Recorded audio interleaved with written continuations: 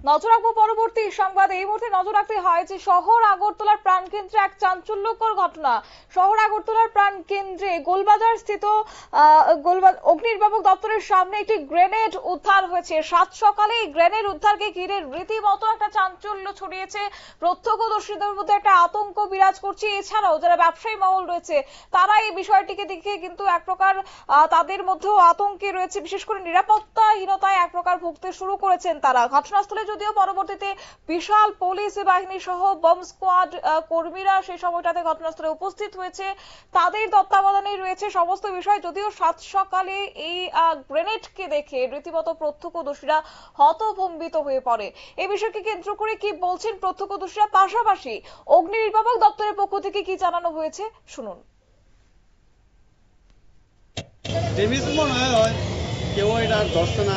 ওই পড়াশোনার দ্বারা ফায়ার সার্ভিস খবর দিছে যে এটা একটু দেখে, সবাই তো আতঙ্কের মতো এই ঘুমটাকে আতঙ্কে ফুটবই না কি করবো, কেউ এটা ভয়ের কাছে যায় না। আমরা এদিকে উঠতে সবাই আমরা দেখি, আমরা পড়াশোনার ফায়ার সার্ভিসে খবর দিতে পড়াশোনার এই জায়গায় একটু নজর থাকে, তুই পড়াশোনা আছে হয়তো দেখতাম জিনিসটা কি অনেকগুলো সারাটা গুলো এটা গ্যানেট বোমের মতো অনেক পুরানা। হ্যাঁ, ড্যামের সুইচ আছে, তবে মানুষের কেউ যাইতেছে না এটা ধরতে। ওই আপনার জায়গা একটু চেক করে নেয়, তাহলে মনে হয় একটু ভালো। আগরতলা শহরে এরকম একটা ফায়ার সার্ভিস এলাকা সামনে এরকম এটা তো অনেক কি বা কেনা কি এটা তো আর বলতে পারতাম না, বুঝলেন না। হ্যান্ড গ্রেনেডটা কিরকম কি আসবে সেটা আমরা করতে পারছি কি অবস্থায় আছে এখন। পিএসএ স্টাফ আছে, এসবি স্টাফ আইছে এবং বোম স্কোয়াডের তারা নাকি খবর দিছে, তারাও আইব, তারা কইতে পারবো জিনিসটা কি আছে। এটা বাকিটা আমরা কইতে পারবো। দেখে কিরকম লাগতেছে, কতদিনের পুরানো? এটা অনেক দিনের পুরানো মনে হইতেছে, কারণ এটার উপরে মাটি টাটি লেগে রয়েছে, মরিচা টরিচা পড়ে রয়েছে। এখন এটা কি অরিজিনালি অ্যাক্টিভ আছে বা ইনঅ্যাক্টিভ এটা আমরা কিছু করতে পারতাম না। এটা এখানে কিভাবে তাও কইতে পারতাম না। জাস্ট আমি যখন ডিউটিতে আইলাম তারপর দেখলাম যে এই জিনিসটা দেখেছিলাম, আমার কাছে অন্যরকম মনে হয়েছে, তার সঙ্গে সঙ্গে আমি খবর দিচ্ছি। এই দিয়ে আমার ডিউটি মনে করছে। Thank you. আপনার নামটা? আমার নাম অমল চক্রবর্তী, ফায়ারম্যান, গোলবাজার। আপনারা শুনলেন অগ্নিনির্বাপক দপ্তরের কর্মীদের বক্তব্য এবং প্রত্যক্ষদর্শীদের বক্তব্য। তবে এই বিষয় নিয়ে আমরা সরাসরি চলে যাব, আমাদের সঙ্গে যুক্ত হয়ে গেছে অবসরপ্রাপ্ত পুলিশ আধিকারিক নন্দন সরকার। নন্দনবাবু, আপনাকে নিউজ ভ্যানগার্ডের লাইভে স্বাগত। ধন্যবাদ ম্যাডাম। নন্দনবাবু, আজ আগরতলার মহারাজগঞ্জ বাজার স্থিত অগ্নিনির্বাপক দপ্তরের কেন্দ্রের সামনে একটি গ্রেনেড উদ্ধার হয়েছে, বিষয়টাকে আপনি কিভাবে দেখছেন? হ্যাঁ, এটা তো খুবই একটা উদ্বেগের ব্যাপার, কারণ এই যে AC-36 গ্রেনেড যেগুলো হয়, যে হাই এক্সপ্লোসিভ 36 গ্রেনেড, একটা গণবিধ্বংসী অস্ত্র, যা দিয়ে 9 মিটারের মধ্যে যে কোনো লোক, ওই যারা যারা থাকে সবাই মারা যেতে পারে বা মারাত্মক ভাবে আহত হতে পারে এটা যদি বিস্ফোরিত হয়। তো এরকম ধরনের একটা গণবিধ্বংসী অস্ত্র যদি মহারাজগঞ্জ বাজারের মতো একটা ক্রাউডেড এরিয়াতে পাওয়া যায়, সেটা রাজ্য প্রশাসনের জন্য এবং সাধারণ নাগরিকদের জন্য একটা ভীষণ উদ্বেগের ব্যাপার। যে এগুলো কোথা থেকে আসছে, কারা আসছে। পাশের রাষ্ট্র বাংলাদেশে একটা বিরাট অস্থির পরিবেশ চলছে আজকে দীর্ঘ প্রায় 8 মাস ধরে। তো সেখান থেকে হিউজ সন্ত্রাসবাদী এবং ক্রিমিনালরা এখানে ঢুকে যেতে পারে। পুলিশ প্রশাসন এবং বর্ডার সিকিউরিটি ফোর্সের উপযুক্ত নিষিদ্ধ যে আমরা যেটাকে বলি সেটা কখনো নিষিদ্ধ হয় না, কারণ এখানে ফাঁকে এখনো কিন্তু ট্রান্সবর্ডার ক্রাইম চলছে, এখনো কিন্তু এই যে স্মাগলিং অ্যাক্টিভিটি গুলো চলছে যতটুকু খবর আছে। তো সেই অবস্থায় এরকম ধরনের অস্ত্র যদি ঢুকে যায় ভিতরে, তাহলে তো আমাদের যেগুলো ন্যাশনাল যে সেরিমনি গুলো হয় তখন ভীষণ ক্রাউড হয়, বিশেষ করে সামনে পুজো আসছে, তখন তো একটা মারাত্মক উদ্বেগের ব্যাপার। কারণ একটা যদি এরকম গ্রেনেড বিস্ফোরিত হয় তাহলে কিন্তু অন্তত মিনিমাম 30 থেকে 50 জন লোকের তাৎক্ষণিক মৃত্যু হতে পারে এবং প্রচুর লোক আহত হতে পারে, কারণ এটা থেকে প্রায় 36 স্প্লিন্টার বের হয়। তো এটা ভীষণ উদ্বেগের ব্যাপার ম্যাডাম।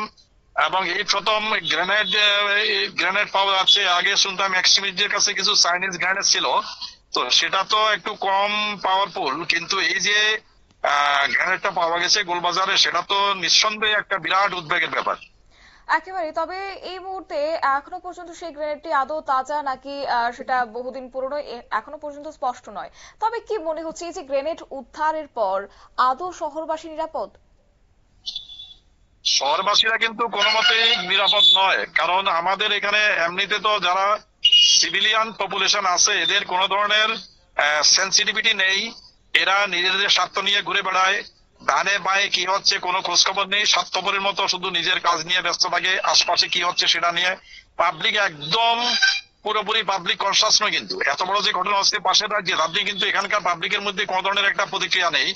এরা নিজেদের স্বার্থ সিদ্ধি বা নিজেদের পারিবারিক বা দলগত ব্যাপার নিয়ে ব্যস্ত আছে। তো সেদিক দিয়ে দেখতে গেলে পুলিশ ফোর্সের পক্ষে সম্ভব নয় এই আনাচে কানাচে কোথায় কি হচ্ছে সেগুলো লক্ষ্য রাখা।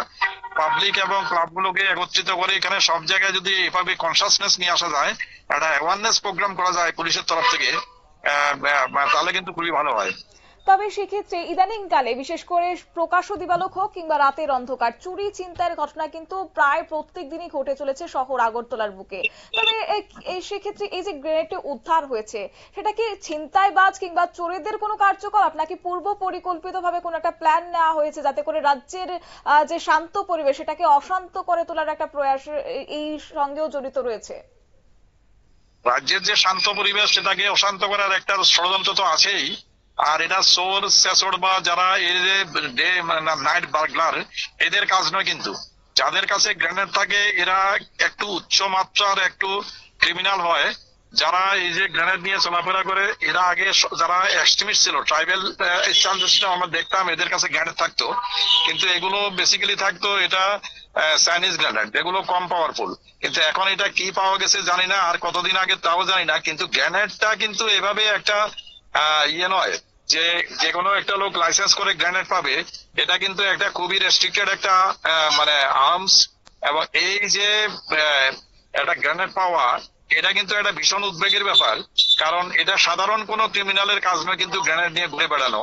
এর পেছনে একটা বড় ধরনের শক্তি কাজ করে, হয়তো বা যাদের কাছে এটা থাকে তারা হয়তো এটা অর্গানাইজড কোনো একটা ক্রিমিনাল গ্যাং এর হয়তো সদস্য, যারা এগুলো নিয়ে আসে বা ত্রিপুরাতে একটা অশান্তির পরিবেশ তৈরি করা, সেটাও হতে পারে ম্যাডাম। তদন্ত করলে দেখা যাবে। এই যে হয়তোবা প্রকাশ্য দিবালোকে গ্রেনেডটি রাখা হয়নি, হয়তোবা রাতের অন্ধকারে এই বিষয়টাকে কাজে লাগানো হয়েছে যে প্রাথমিকভাবে একটা অনুমান করা হচ্ছে। তবে সেখানে কি পুলিশেরও কোথাও গিয়ে গাফিলতি রয়েছে শহরের নিরাপত্তায়, যেখানে দায়িত্বরত অবস্থায় তাদের থাকতে হয়, সেক্ষেত্রে পুলিশেরও কি একটা ব্যর্থতা মনে হচ্ছে আপনার? পুলিশের তো সেরকম ধরনের ওরিয়েন্টেশন নেই। অর্থাৎ পুলিশে, আমি বারবার বলছি, আপনাদের চ্যানেলে অনেকবার বলেছি যে পুলিশের সবচেয়ে বেশি দরকার এখন আগরতলা শহরে মানে সিভিল ড্রেসে, অর্থাৎ প্লেন ক্লথে পুলিশ মোতায়েন করা এবং এদের মানুষের মধ্যে ছড়িয়ে দেওয়া, কোথায় কি হচ্ছে সেটা দেখা। ইউনিফর্ম পুলিশ তো সবাই দেখতে পায়, সেটা দিয়ে কোনো এফেক্টিভ হয় না। ইউনিফর্ম পুলিশ শুধু এক্সিকিউশনের জন্য থাকবে, কিন্তু ইন্টেলিজেন্স গ্যাদারিং যেটা, সেটার জন্য খুবই দরকার প্লেন ক্লথে একদম ট্রেইনড লোকজনকে মানুষের মধ্যে মিশিয়ে দেওয়া। কোথায় কি হচ্ছে, কারা কি কথা বলছে, কি মুভমেন্ট আছে কোথায়, সেগুলো বের করতে হলে কিন্তু প্লেন ক্লথ ডেভেলপমেন্টটা খুবই জরুরি। সেটা আমি বারবার বলছি। সেটা হলে কিন্তু তাহলে অনেক কিছু খবরই জানা যাবে কোথায় কারা আছে। কিন্তু সেটা না করে বারবার সব জায়গাতে ইউনিফর্ম পুলিশ দিয়ে দেওয়া হচ্ছে, যেটা কোনো কাজে আসছে না। একেবারে নন্দনবাবু, অসংখ্য ধন্যবাদ আপনাকে সময় দেওয়ার জন্য। আপনারা শুনলেন অবসরপ্রাপ্ত পুলিশ আধিকারিকের বক্তব্য। অর্থাৎ এই গ্রেনেড উদ্ধারকে কেন্দ্র করে কিন্তু ফের একবার শহর আগরতলা নিরাপত্তা কিন্তু প্রশ্ন চিহ্নের মুখে দাঁড়িয়ে গেছে। তবে এখন দেখার বিষয় পুলিশ কতটা সদর্থক ভূমিকা গ্রহণ করে। বিশেষ করে রাতের অন্ধকারে প্রায় প্রত্যেক দিন ঘটনা ঘটে চলেছে অপরাধমূলক কর্মকাণ্ড। আদৌ কি পুলিশ সেখানে সদর্থক ভূমিকা গ্রহণ করছে, কিংবা কবে নাগাদ তারা সক্রিয় হবে, সেটা কিন্তু এখন তাকিয়ে রয়েছে। তবে আপাতত দেখার বিষয় এই যে গ্রেনেডটি উদ্ধার হয়েছে, সেটা পূর্ব পরিকল্পিতভাবে কোনো প্ল্যান নেওয়া হয়েছে যে রাজ্যের অস্থির পরিস্থিতি কায়েম করা, নাকি তার পেছনে অন্য কোনো বড় ষড়যন্ত্র রয়েছে, সবটা অবশ্য তদন্ত সাপেক্ষ এবং সময় অপেক্ষা। আমাদের অবশ্যই নজর থাকবে সেদিকে। নিয়ে নিচ্ছি ছোট্ট একটি বিজ্ঞাপন বিরতির সঙ্গে থাকুন।